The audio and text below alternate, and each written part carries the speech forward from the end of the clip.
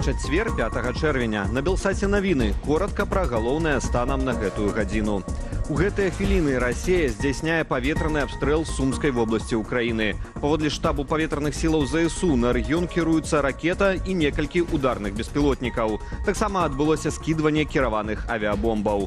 У выніку начных атак беспілотнікамі па горадзе Прылукі ў Чарнігаўскай вобласці загінулі 5 чалавек, у тым ліку аднагадовае дзіця. Удары дронаў прыйшліся ў прыватны жылы раён.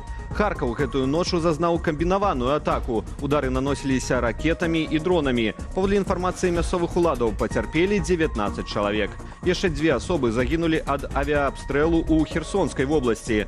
Выбухі гучалі таксама ў Сумскай, Мікалаіўскай і Запорожскай вобласцях.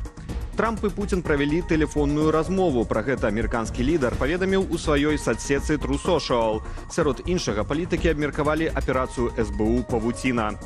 Трамп зазначыў, што Путін даў ясна зразумець свой намер рашуча адказаць на атаку на аэрадромы. У цэлым жа Трамп ацаніў размову як добрую, але якая не прынясе хуткага дасягнення міру. Памочнік кіраўніка Крамля Юрый Ушакоў прывёў сваю версію перамоваў. Гэтак прэзідэнт ЗША нібыта пацвердзіў, што не ведаў пра планы ўкраіны нанесці ўдары па стратэгічнай авіяцыі. А Путін у сваю чаргу распавёў пра спробы Кіева сарваць перамовы. Тэксты мемарандумаў абодвух бакоў аб спыненні вайны і магчымасці асабістай сустрэчы Пуціна з Зеленскім, са словаў Ушакова, не абмяркоўваліся. Яшчэ адну тэлефонную размову Путін правёў з папам рымскім Львом XIV. Гэта першая іхная асабістая камунікацыя. Як паведаміла прэс-служба Крамля, сярод іншага, расійскі прэзідэнт запэўніў пантыфіка у намеры дасягнуць міру дыпламатычным шляхам, але з умоваю развязання першапрычынаў канфлікту. І асаблівую увагу звярнуў на тое, што гэта, маўляў, украінскі бок жадае працягваць эскалацыю. Владимир Зеленскі падчас брыфінгу назваў мемарандум аб спыненні вайны, які расійская дэлегацыя перадала украінскаму боку ў Стамбуле, невыканальным ультыматумам і зноў запрапанаваў Пуціну ўзаемнае спыненне агню і правядзенне сустрэчы. Мы прапануем зустріч.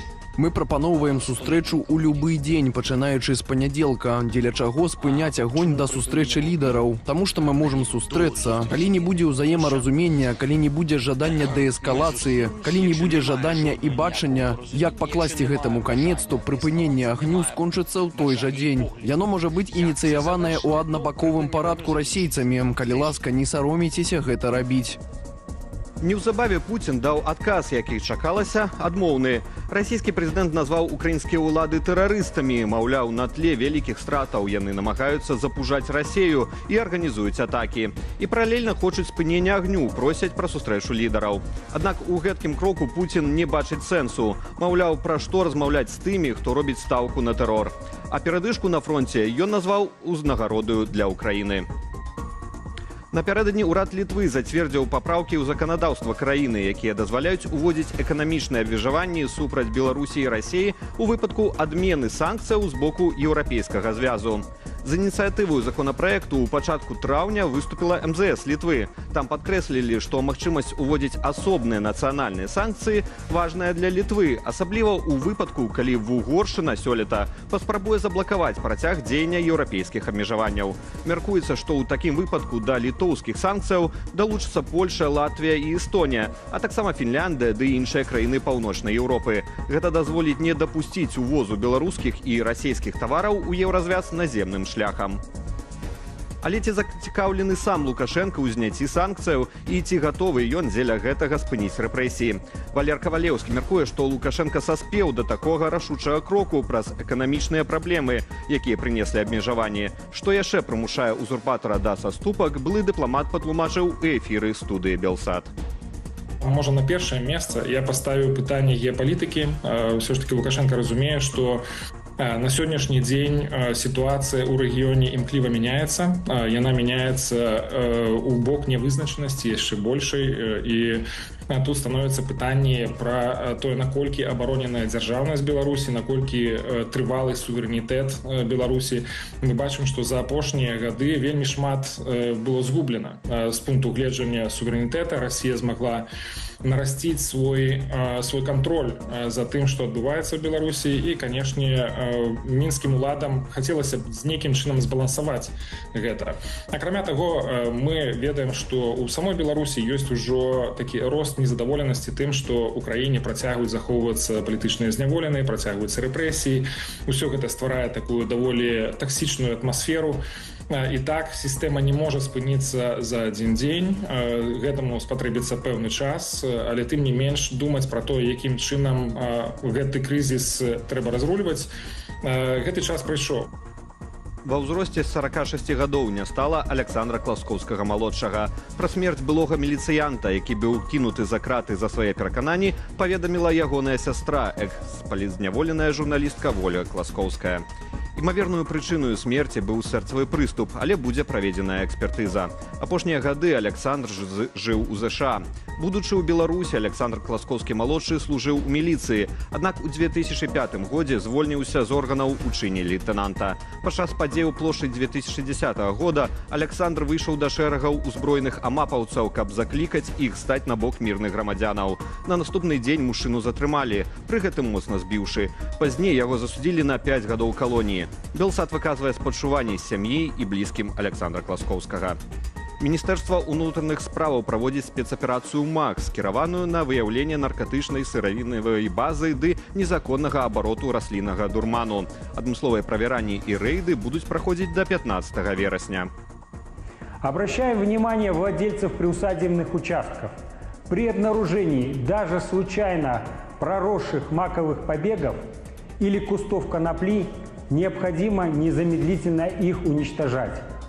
В случае выявления незаконных насаждений владельцу участка грозит штраф до 20 базовых величин.